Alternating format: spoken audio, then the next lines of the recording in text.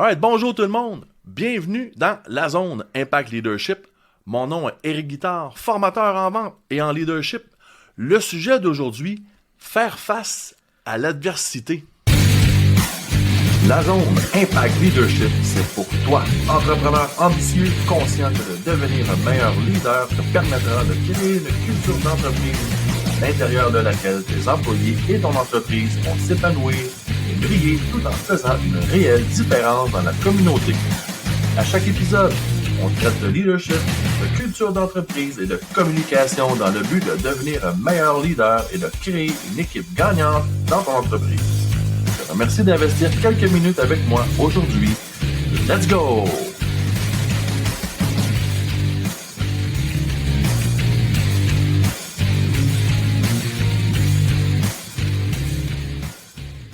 Hey, je souhaite la bienvenue à un nouvel invité, Pascal Séguin. Pascal Séguin qui a un parcours entrepreneurial assez atypique. Puis je veux justement qu'on aborde un peu justement ton sujet, donc ton parcours entrepreneurial, ton historique, puis un peu justement le genre d'adversité que tu as dû faire face. Pascal, d'abord, bienvenue dans la zone. Merci beaucoup. Écoute, entrepreneur depuis jeune, autodidacte, aucune formation nécessairement, plus un secondaire 5. Ma vie a toujours bien été étant jeune jusqu'à la maladie de mon père. Mon père est décédé, j'avais 16 ans. Ma mère est partie en Abitibi, j'étais à Montréal. J'ai un quartier un petit peu défavorisé de Montréal, le petit sud-ouest de Montréal. Un quartier quand même qui a plus de mauvais monde que de peut-être du bon monde, mais quand même, on a des choix à faire dans la vie. Et puis, à 16 ans, tout seul en appartement, travailler, finir l'école, essayer de faire quelque chose. Quand même, à 16 ans. Hein? Oui, j'étais jeune. J'avais mon frère qui était là aussi, me donner un petit coup de main, mais ça a été quand même difficile. Par contre, de nature débrouillard un peu, travail, fini des études, je m'inscris à un cours en architecture, faire du dessin de bâtiment. Okay. J'ai pas complété le cours parce qu'au départ, ça me convenait, mais ça me convenait un petit peu moins. Jusqu'au jour que je rencontre la femme de ma vie. Oui. C'est ce qui a changé ma vie. T'es rendu à quel âge à ce moment-là? J'avais, mettons, 19 ans, 20 ans. OK, quand même, c'est le fun. Ouais, 19 ans, 20 ans. 48 ans aujourd'hui, 28 ans avec ma femme, 18 ans mariée, 4 enfants. On a passé beaucoup de temps ensemble. Des bons moments, des moins bons, des plus durs, des plus faciles. 28 ans, c'est normal. Hein? 28 belles années avec une belle famille. C'est cool, ça. C'est ça. Fait que rendu à 20 ans, le choix était de rester dans le sud-ouest ou m'en aller. Ma femme venait de Terrebonne. Emménager à Terrebonne, continuer à travailler à travers ça. On a des enfants jeunes, 21 ans, ma femme tombe enceinte.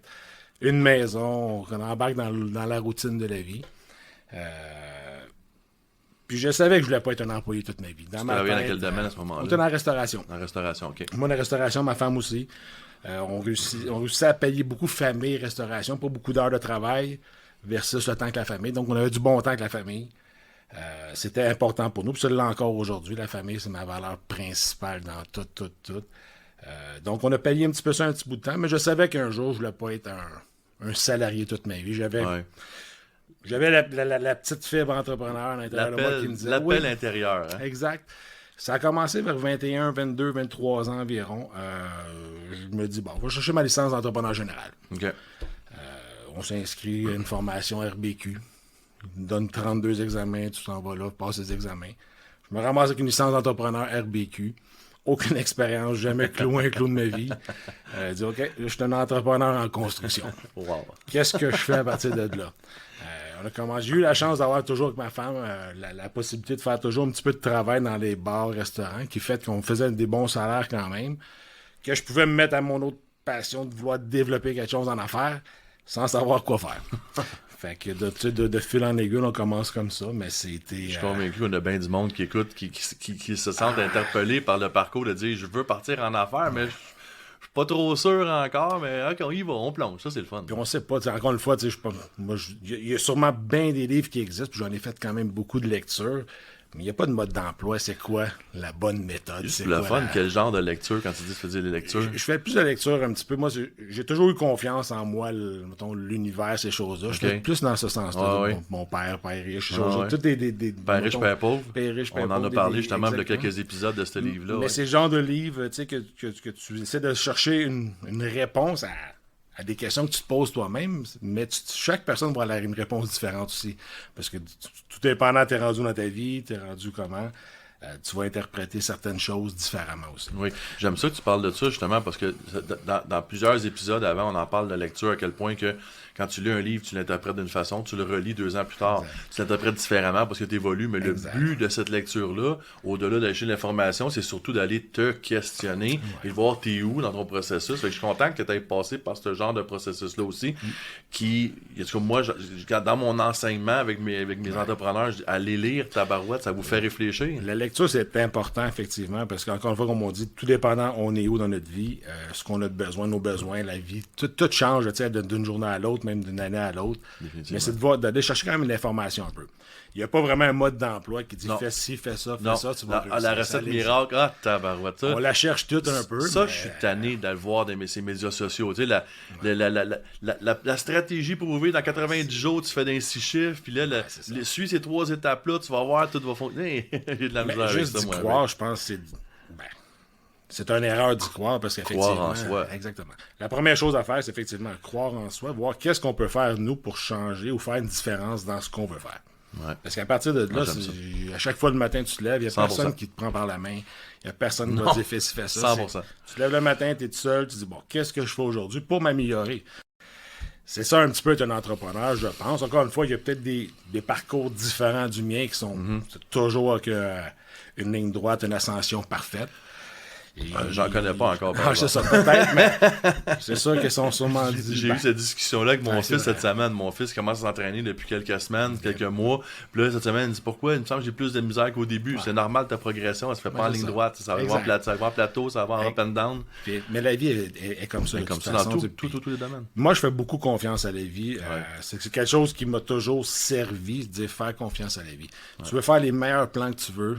La vie, ça a un autre plan pour toi. Regarde, tu vas l'avoir différemment. Fais confiance à la vie. Il faut que tu te fasses confiance à toi aussi. Il ne faut pas juste que tu restes assis et dire la vie va faire quelque chose pour moi. Ouais. Il faut que tu te prennes en main aussi. Par contre, fais confiance à la vie.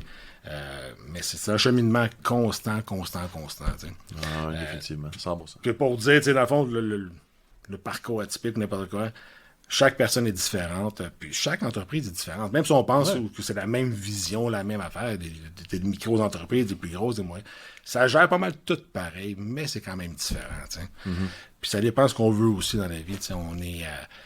J'étais à une position, quand j'étais plus jeune, c'était juste de faire des millions,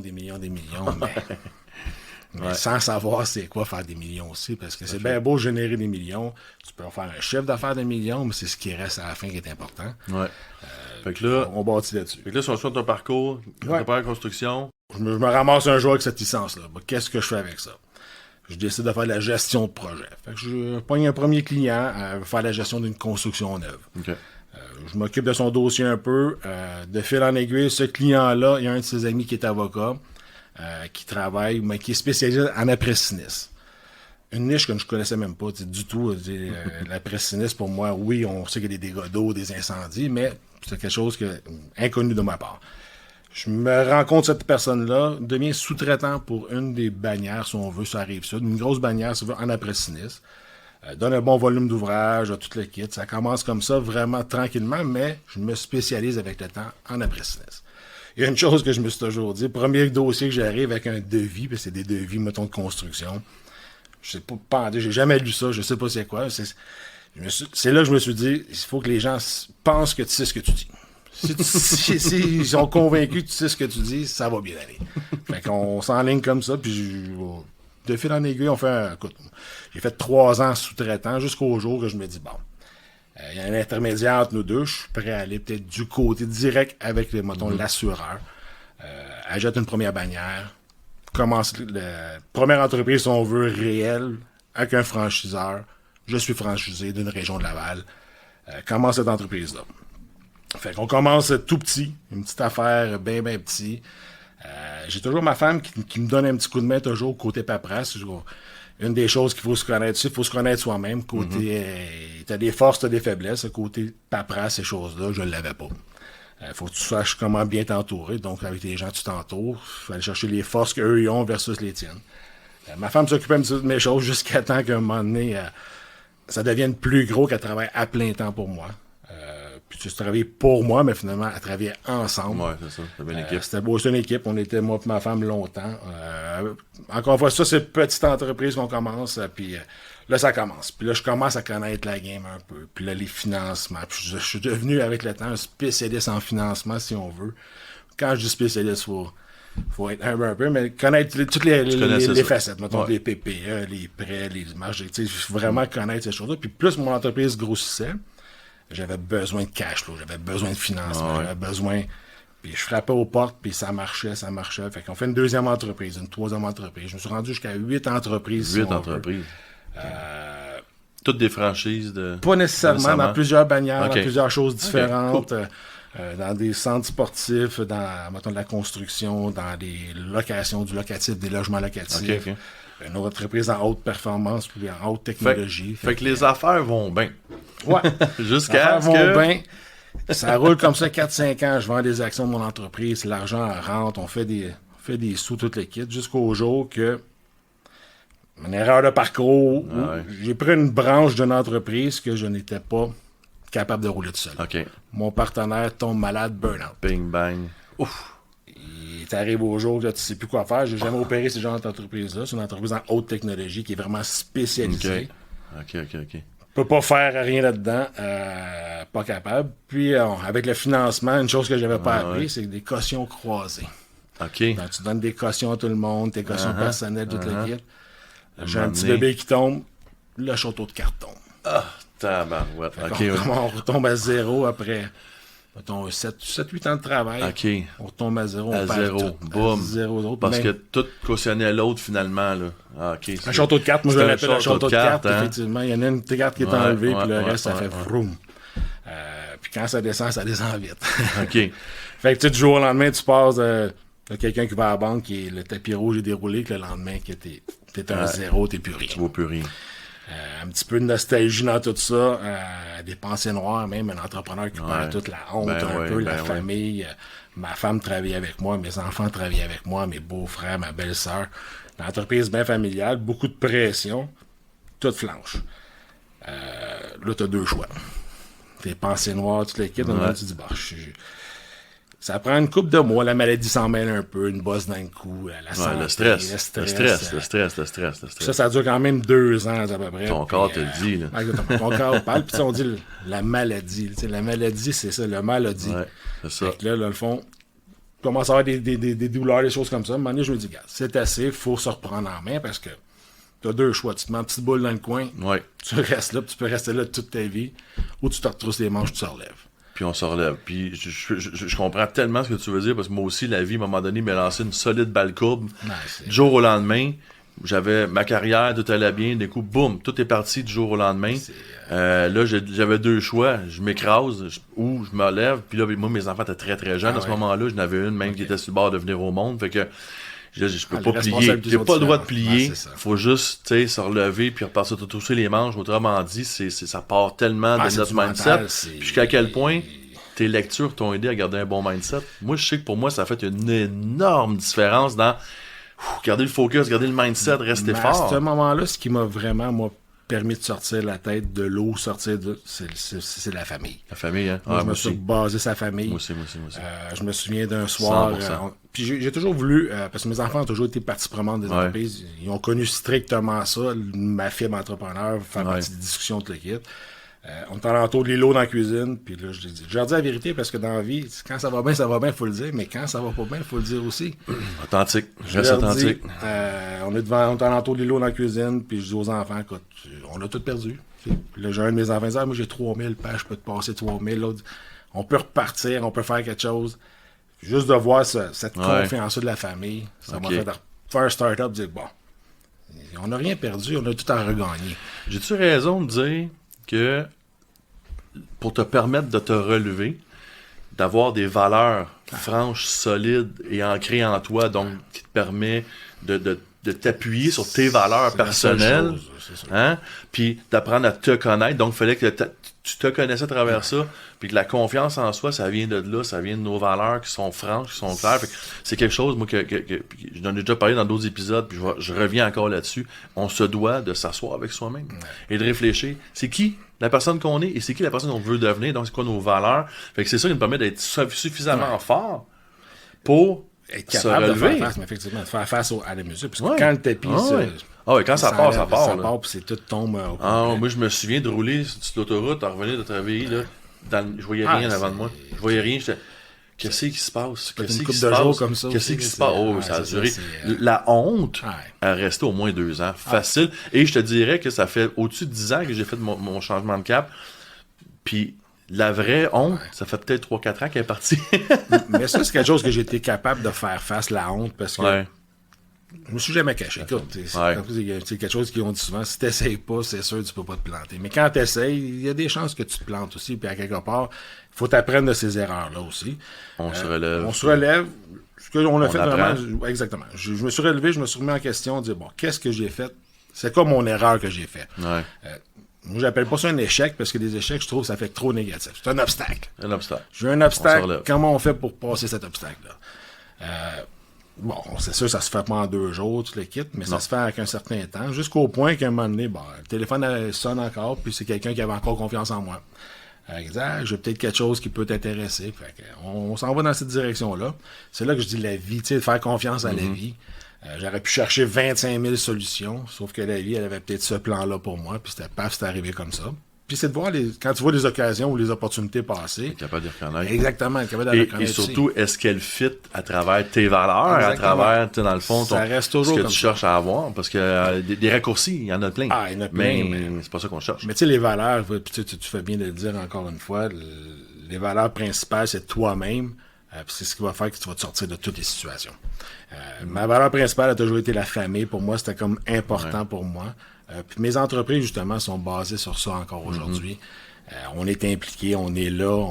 C'est une entreprise familiale, mais on travaille même avec nos entreprises, avec nos employés familialement aussi. J'ai des gens qui nous suivent depuis des 5, 6, 7, 8 ans parce que c'est la famille.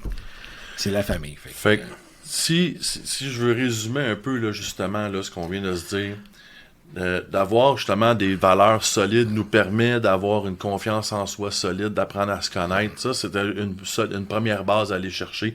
Qu'une fois qu'on a cette base-là de désir d'apprendre, de désir de réussir, et là, on a dans le fond les outils qu'il nous faut pour faire face à n'importe quelle épreuve, qu'on soit entrepreneur ou non, là, parce que des épreuves, tout le monde en vie en a. Exactement. Tout le monde en a dans la vie. Ce qui m'amène justement à mon défi 7 jours. Le défi 7 jours, cette semaine, ce que je vous demande de faire, c'est de venir témoigner sur le groupe Facebook de La Zone Impact Leadership. Donc, si vous n'êtes pas encore membre du groupe Facebook La Zone, venez faire votre demande d'adhésion. C'est moi personnellement qui va justement vous accueillir.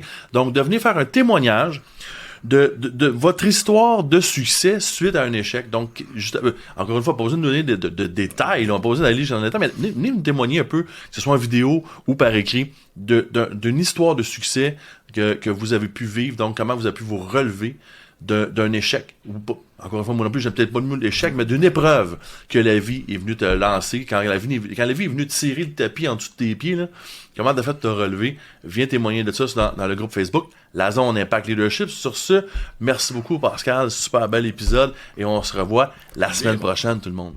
Vous avez aimé le contenu de l'épisode d'aujourd'hui? Abonnez-vous au podcast La Zone Impact Leadership, disponible en version vidéo sur YouTube et en format audio sur Spotify, iTunes et plusieurs autres plateformes. Également, suivez-nous sur Facebook en tant que membre du groupe La Zone Impact Leadership, où vous pourrez avoir des nouvelles exclusives et où vous pourrez interagir avec moi, le coach. Passez une super belle journée remplie d'abondance.